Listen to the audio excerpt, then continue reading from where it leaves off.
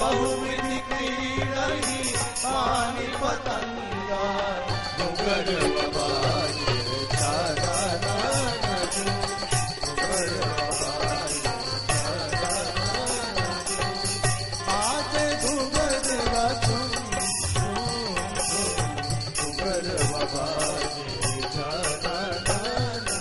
लेकिन कामदेव की कोई माया देव ऋषि नारद की समाधि में विक्षेप नहीं कर सकी।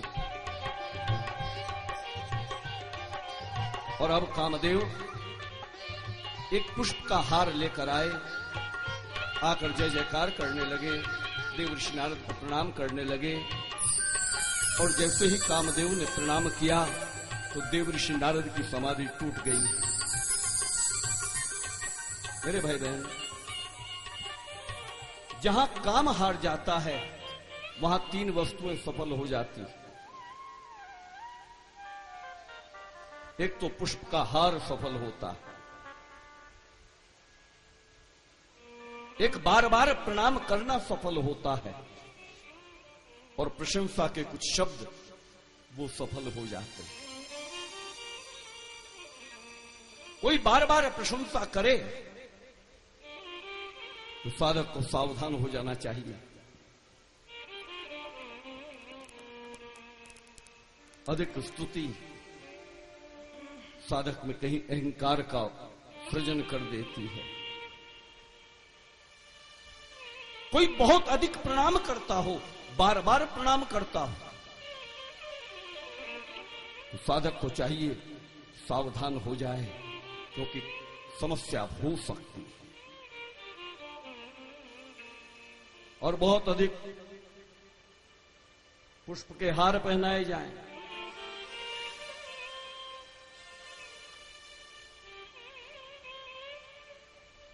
सावधान रहना चाहिए पुष्प का हार पहनते हुए।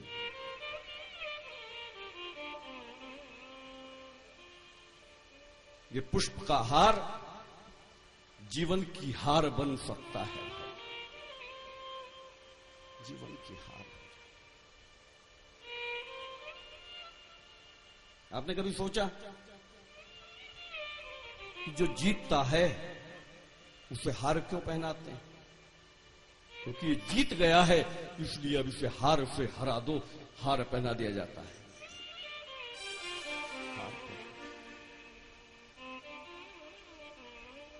और कई बार तो ये हार ही हार का कारण बनता है, फिर भी समझ में नहीं आता, मिलते हैं तो हाथ जुड़ जाते हैं, गर्दन झुक जाती है, फिर पहनाओ हार।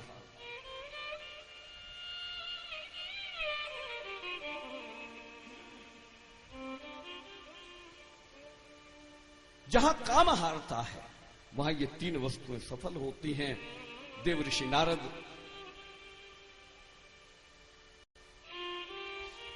समाधि खुली और कामदेव ने क्षमा मांगी कि महाराज मुझे क्षमा करना।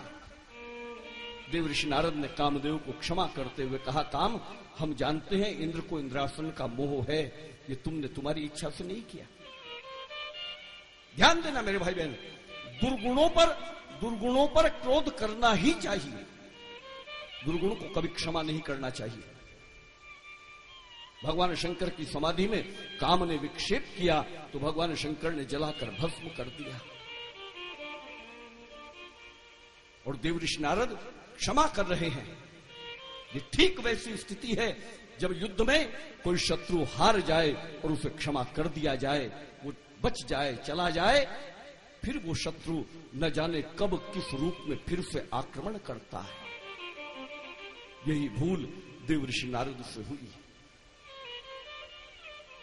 उन्होंने विकार को क्षमा कर दिया। और देव ऋषि नारद निकले, उससे पहले कामदेव वहां से निकला। जिस मार्ग से गया उस मार्ग से जय जयकार करता हुआ चला गया। जय हो देव ऋषि नारद की, काम जीत हो गए। जय हो, जय हो, जय हो। अब देव ऋषि नारद निकले और देव ऋषि नारद जिस नगर से निकले, जिस गांव से जाएं, वहीं जय जयकार होती, महाराज आपकी जय हो, जय हो, आप तो काम जीत हो गए।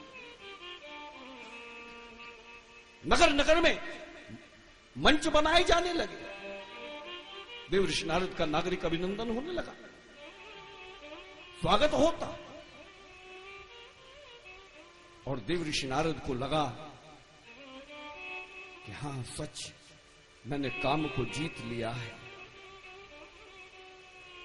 मैंने कामदेव को जीत लिया है। अभी तक तो केवल जगत में कामजीत शिव ही थे, लेकिन आज तो मैंने काम को जीता है, इसलिए अब शिव की अकेले की प्रतिष्ठा नहीं है जगत में, अब तो मेरी भी प्रतिष्ठा हो गई।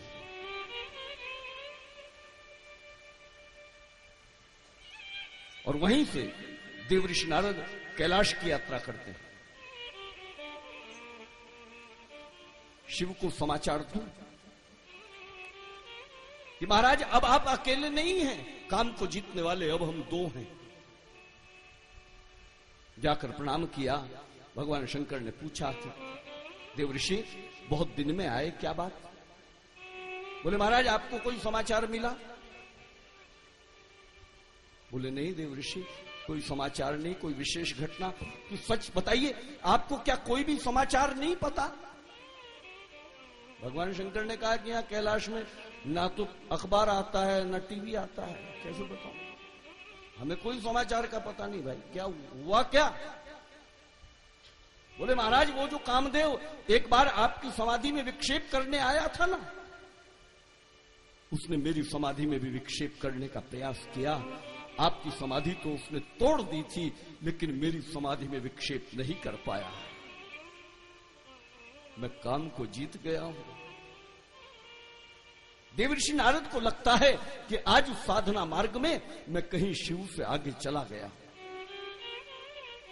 आपकी समाधि में तो विक्षेप हो गया था, लेकिन मेरी समाधि में विक्षेप नहीं हुआ।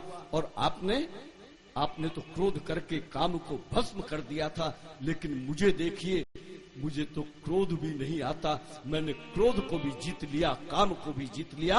आपको तो काम को जीतने के बाद क्रोध आया था, लेकिन मैंने जब काम को जीता उसके बाद काम को क्षमा कर दिया, उस पर क्रोध नहीं किया। मैंने काम भी जीता है और क्रोध भी जीत लिया।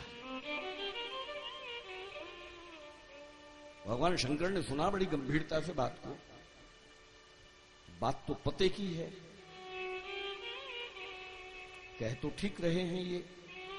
भगवान शंकर ने कहा कि देवर्षि तुम ठहरे जितेंद्री, तुम ठहरे ब्रह्मनिष्ठ ब्रह्मचारी, काम तुम्हारा क्या कर सकता है? और रही बात मेरी, तो भैया हम तो गृहस्थ हैं, हम गृहस्थों को तो काम भी सताता है और क्रोध भी सताता है। तुमने ये चर्चा मुझसे तो की, लेकिन भगवान हरि से मत करना। देवर्षि नारद को लगा कि संभव है मेरी विजय से प्रसन्न नहीं है,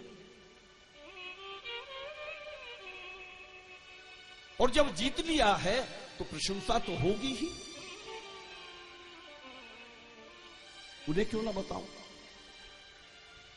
देवर्षि नारद क्षीर सागर में जाकर भगवान श्री हरि के समक्ष ये पूरा वृतांत कह देते हैं। और जैसे ही ये वृतांत कहा, भगवान श्री हरि ने विचार किया कि मेरे समक्ष रामचरित्र गाने वाला देवर्षि आज कामचरित क्यों गाता है। समझ गए प्रभु